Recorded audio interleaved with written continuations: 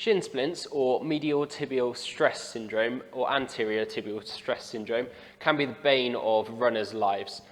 It's predominantly seen in running due to the high impact nature of it, although around 12% of adults in total get affected by it and about 18% of females, so it's a very, very common thing. It can be quite mild or it can be quite severe. It depends on how early you treat it, how much you're doing high impact type activities.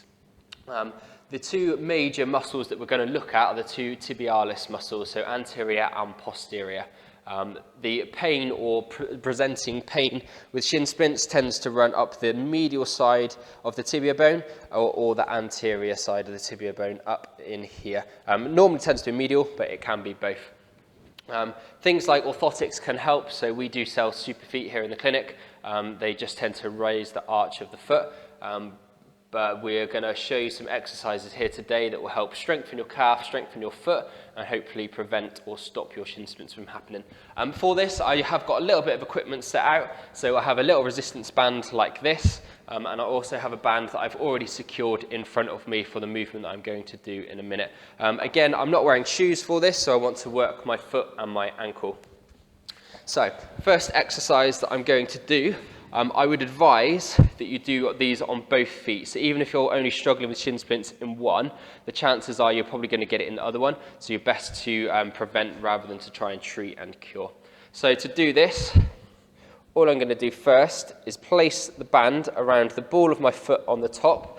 I'm then going to sit away from the band just so that once I'm in plantar flexion, in that position there, the band is still tight.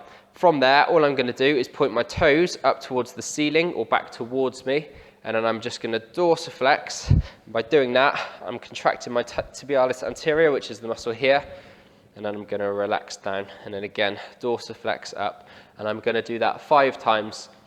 If you find that's too easy, you can just come away from the band so there's more tension on it, and then again, 5 reps.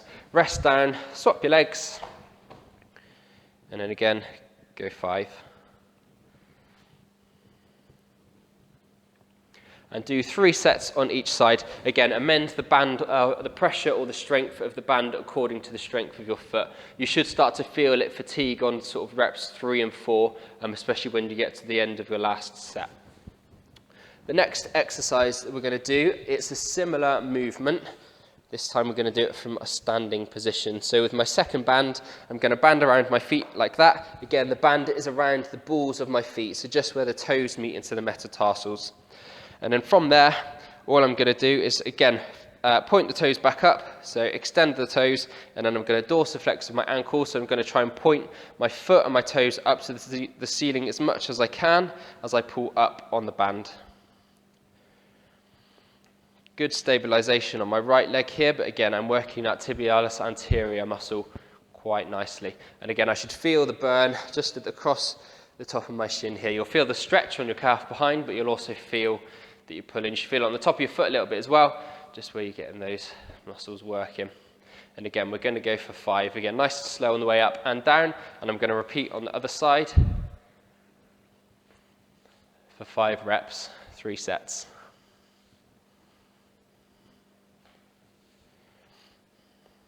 Okay, and then again, repeat as necessary. So trying to do 13 reps on each as part of 3 sets.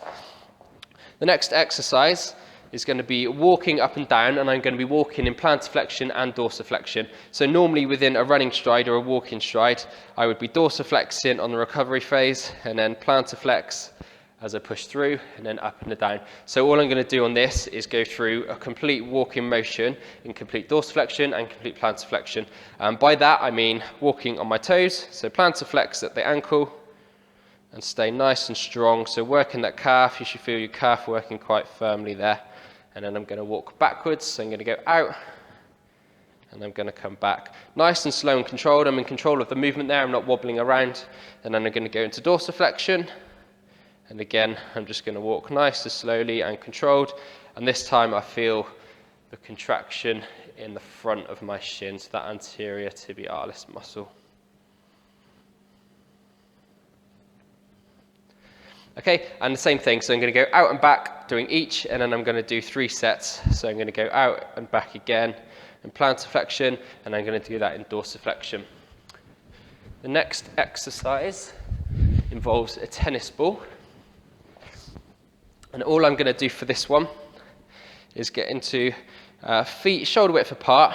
To start with, I'm going to do a standard calf raise, and I'm going to do this initially level, and then to progress you can go up onto the stairs and you can drop down below the stairs as you push up. So for me, I'm going to start in neutral, and then I'm just going to plantar flex and go into that calf raise. Pause at the top to get that nice push. If you did have a step, you could then dorsiflex and drop down and then push all the way up through into plantar flexion again. And the key for doing that would be to slow on the down phase. So you want to get that eccentric contraction through the muscles as well. And again, I'm going to do 5 reps and I'm going to do 3 sets. I'm going to alternate on this one. So once I've done 5 reps normal calf raise, I'm then going to put my toes together. I'm going to put the tennis ball between my heels, and I'm going to squeeze my heels just enough to slightly deform the tennis ball, and then I'm going to keep that squeeze on the tennis ball as I go into a calf raise. A little bit more difficult this one, so make sure you've got your balance to start with. Again, if you need the guide of a wall, that's absolutely fine to start with. So squeeze the tennis ball in, and then nice and slowly squeeze up. Keep the squeeze on the tennis ball whilst you're going up and coming back down. So squeeze the tennis ball with my heels, keep squeezing as I come back down as well. You'll feel the difference in that the normal calf raise, you feel up in here, the 2 heads of the gastrocnemius. When you're doing the tennis ball squeeze, you'll feel it a little bit lower down and around where the perineal muscles are. So again, 5 reps, normal calf raise, 5 reps calf raise, the tennis ball squeeze, and I'm going to do 3 sets of each. Run through that. To start with, try and do that 2 to 3 times a week, and then progress and add in a 3rd and 4th day if you can. Don't do that before and after a run. If your shin splints are quite severe, chances are you'll be resting anyway, but definitely don't do that before a run. You don't want your muscles to be fatigued. So try and do that on either a rest day or a day where you're not running, or if you're running in the morning, try and do that in the evening. Get a nice stretch into your calves as well. So the downward dog we really like for that one.